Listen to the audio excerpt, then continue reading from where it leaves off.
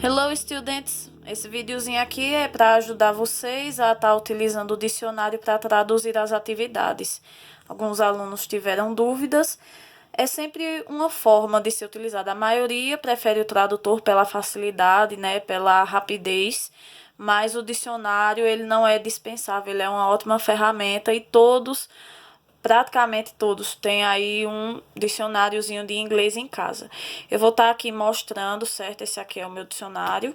E aí, observem, todos os dicionários de inglês, eles são divididos.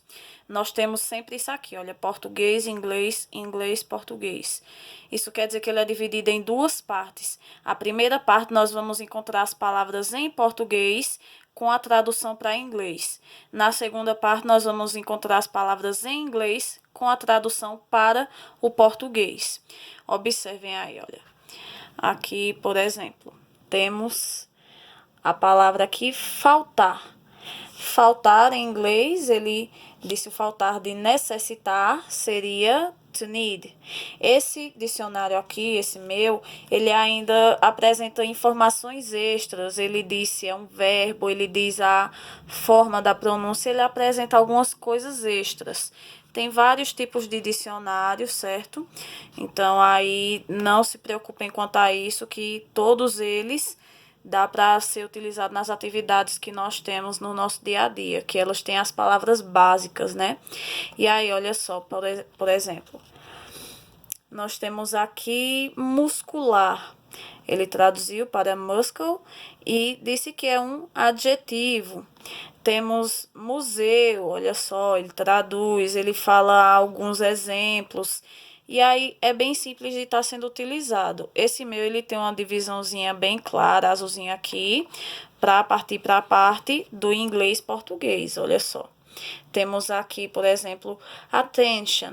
Aí na parte aqui que a palavra está em inglês traduzida para português, olha só, attention é atenção. Aí ele tem essas coisas aqui tão diferentes, né? Isso aqui é a forma de pronunciar, isso é o alfabeto fonético. Então é a forma como nós falamos a palavra attention. Parece um pouco estranho porque vocês podem não ter tido contato com esse formato aqui, com essas letras, essa forma de se escrever, né, o jeito que se fala a palavra, mas é a transcrição fonética. Temos aqui, ó, attention, é um substantivo, e aí, olha só, a tradução, e depois ele dá um exemplo, uma frase. Mas nós temos dicionários aí que são ainda mais simples. Esse aqui tem uma informação mais completa, mas nós temos dicionários ainda mais simplificados, como, por exemplo, olha só esse aqui é o meu primeiro dicionário, tá até velhinho, com as folhas amarelas. E aí, olha só, ele funciona da mesma forma, ele tem aquela mesma divisão dupla, tá vendo aqui, olha, inglês, português, português, inglês. E aqui, olha só, por exemplo, temos essa daqui, middle. Middle é meio. E aí ele traduz, normalmente ele diz qual é a classificação da palavra, se é um substantivo, se é um verbo, se é um adjetivo. E ele tem, claro, tem menos palavras que o outro, né? E ele funciona da mesma forma, com aquela divisão.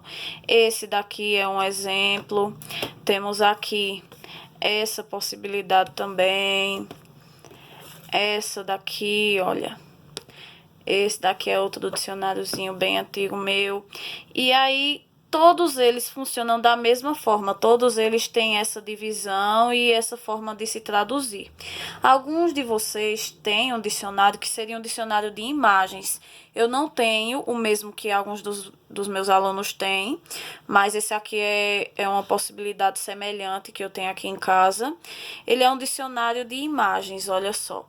Ele tem a imagem dos objetos e aí ele tem uma numeração aqui apontando e quando você vai lá, ele tem dizendo qual é o nome desse objeto em inglês. Então, essa forma aqui de dinheiro, essa forma de pagamento à vista, se chama cash. Essa parte aqui ele está falando sobre formas de pagamento, né? Cartão, cheque. E aí ele tem toda essa forma diferente. Alguns de vocês têm dicionários de imagens, que são de uma forma mais simples, que o nome está até ligado diretamente na imagem também. Ele pode sim ser usado para traduzir palavras soltas. Apesar de os dicionários de imagens pequenos, eles terem uma quantidade de palavras menor que os dicionários normais.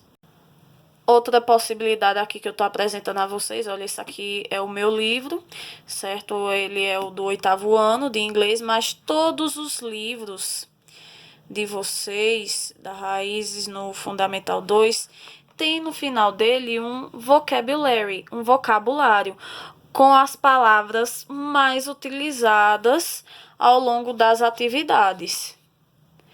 Observem. Então, se é uma atividade no livro e tem alguma palavra assim que você tem uma curiosidade, você pode dar uma olhadinha no final do seu livro que vai ter um vocabulário. Além disso, ele também, ao lado dos textos, olha só, isso aqui é um texto, né, do livro do 8º ano. Observe que ele tem um banco de palavras com algumas das palavras que são mais diferenciadas, aquelas que são muito comuns. Por exemplo, olha só, nesse texto nós temos aqui family. Family é família, é uma palavra muito comum, muito utilizada e a maioria das pessoas iria reconhecer.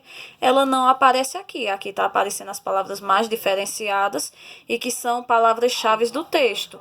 Então, é um lugar que vocês podem também estar observando e estar utilizando para compreender a atividade de inglês. Bem, gente, eu espero que isso aqui tenha ajudado vocês e que qualquer dúvida eu estou disponível para tirar, né, as dúvidas de vocês.